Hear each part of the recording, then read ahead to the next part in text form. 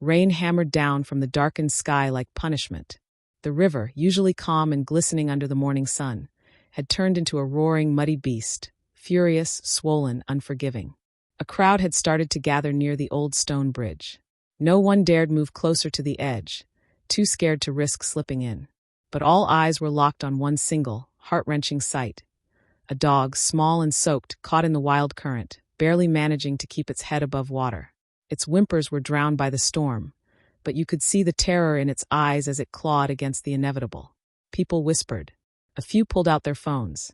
Others shouted for help. But no one moved. No one. Until he did.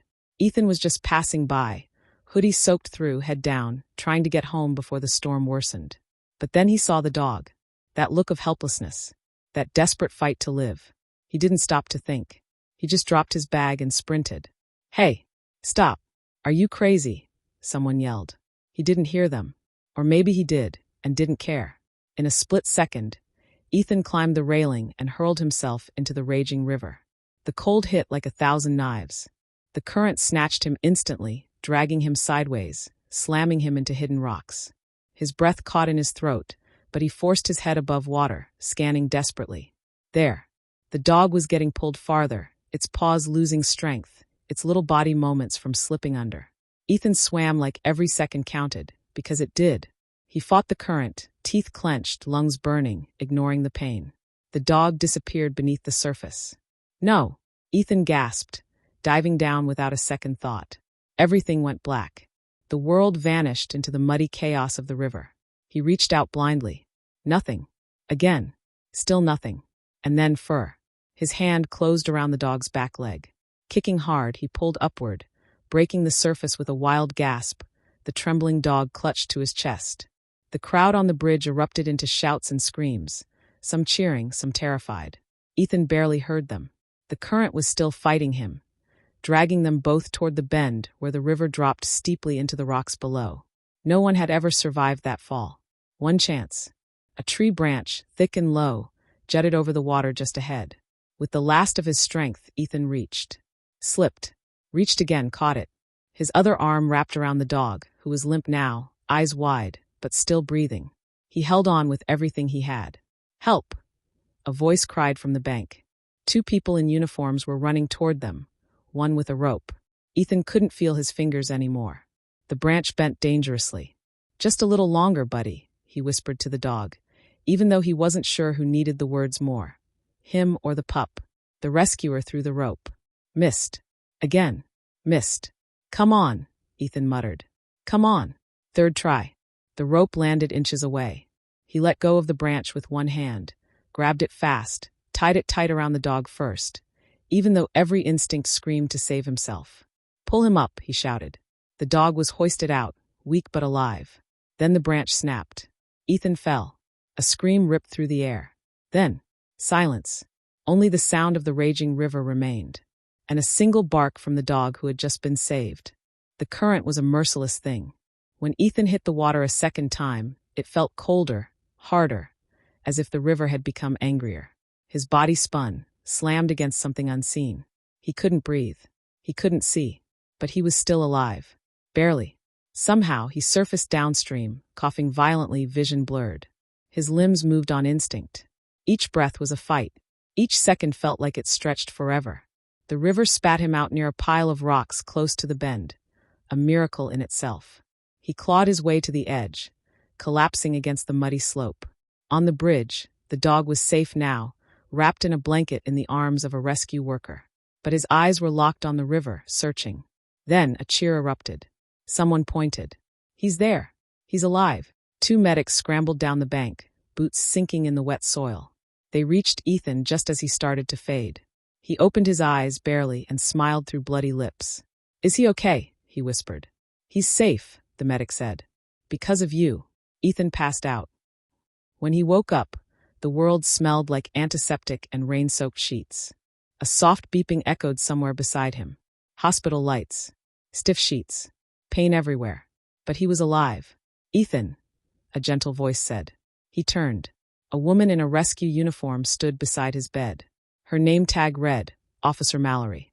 Her eyes were kind, but heavy with something deeper, respect. You gave us a hell of a scare." He chuckled weakly. "Did I make it? Barely. But yes. And that little dog. He hasn't left the vet's side. Refused food, water, until he saw a picture of you." Ethan blinked, taken aback. "He remembered me?" "Oh, he more than remembered. He's bonded to you now.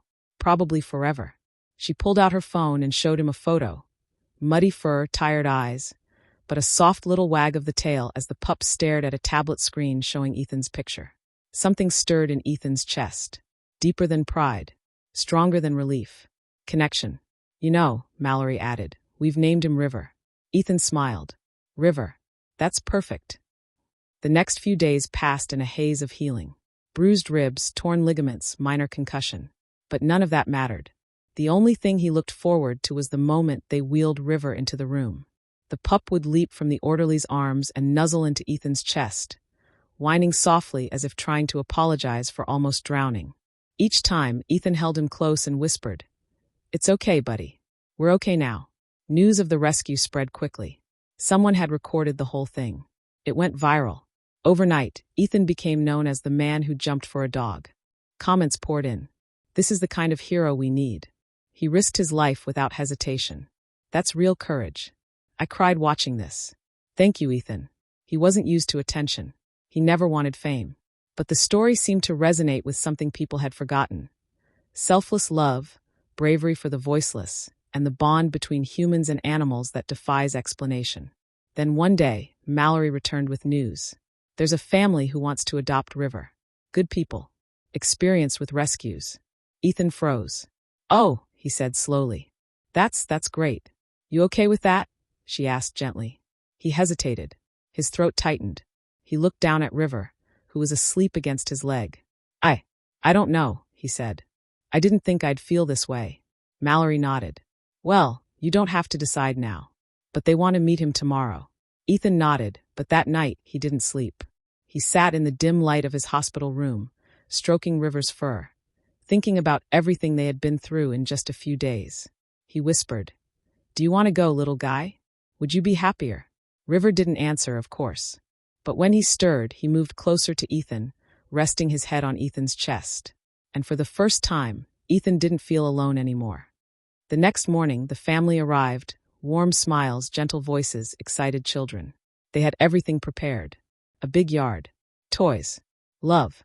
But as soon as River was brought out, he didn't even glance at them. He ran straight to Ethan's bedside. The room fell silent. And everyone knew. This wasn't just a rescue. It was the beginning of something deeper. But one final challenge still remained. Ethan had to make a choice. And what he decided would change both their lives forever. Ethan stared at the family standing at the foot of his hospital bed. Their hopeful expressions now softened with understanding. The kids looked at River, then back at Ethan, sensing the bond even they, in their innocence, could not ignore. "I think he's already chosen," the father said quietly, offering a small smile. "And I think we all know it." Ethan looked down. River was curled tightly against him, tail thumping gently, eyes locked on his. It wasn't gratitude. It was something stronger, loyalty, belonging, love. "I didn't go into that river to be a hero," Ethan said. "I just couldn't watch him drown. And that's exactly why he belongs with you," the mother replied, her voice warm, no trace of disappointment, only respect. The family stayed a while longer, petting River, asking Ethan to keep in touch. When they left, the room felt lighter, quieter, but not empty. Not anymore. Weeks later, Ethan was finally discharged. The sun greeted him like an old friend as he stepped outside. River trotted at his side, now fully healed and bursting with energy. They walked through the same park where it had all started. People recognized him. Some came to shake his hand. Others simply nodded with quiet admiration. One little girl approached shyly. "Is that the dog you saved?"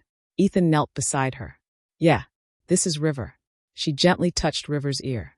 "He's lucky." Ethan smiled. "So am I." Life didn't suddenly become perfect. Ethan still had bills, still worked late shifts, still faced days where everything felt overwhelming. But River was always there, at the door, tail wagging, on the couch, head in Ethan's lap, by his side, every morning and night. One evening, as rain began to fall again, Ethan looked out the window. The river in the distance flowed calmly this time, its surface reflecting the golden streetlights. River jumped onto the couch and nudged Ethan's arm. His eyes were bright, eager for a walk. "You really think I'm going out in that again?" Ethan asked with a chuckle. River barked once. "Fine, but no swimming this time." Their story began with a jump into a storm, but it didn't end there.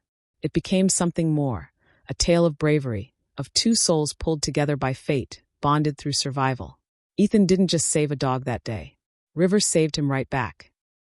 Moral asterisk: sometimes, the most powerful connections are born in the darkest moments. When we act from the heart, even without thinking, we often find exactly what we didn't know we needed. In saving a life, we may just save our own. And sometimes a single act of courage becomes a lifetime of love.